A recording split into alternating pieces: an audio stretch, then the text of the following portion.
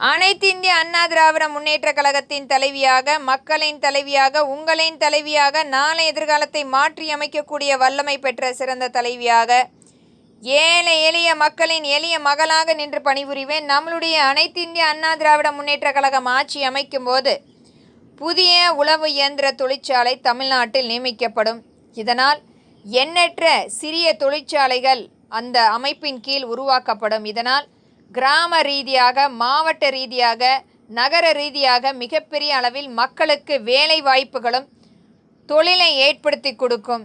அது மட்டுமில்லை, நிரந்தர பணிகள் மற்றும் தற்காலிக பணிகளாக பிரிக்கப்பட்டு மிகப்பெரிய அளவில் சட்ட திருத்தம் அமைக்கப்படும். இது எந்த ஒரு ஆட்சி மாற்றத்தின் காரணமாக வந்தாலும் இந்த தொழிற்சாலையை முடக்குவதோ அவர்களுடைய தொழிற்சாலைகளாக மாற்றுவது இயலாது என்ற மிகப்பெரிய ஒரு சட்டமாக கொண்டு வந்து அமலாக்கம் செய்யப்படும். மக்களுடைய உழைப்பை மக்களுக்காகவே கொண்டு செல்லப்பட வேண்டும் என்பதற்காக இந்த தமிழ்நாட்டு புதிய உழவு இயந்திரம் போன்ற தொழிற்சாலைகள் அமைக்கப்படும், முறைப்படுத்தப்படும்.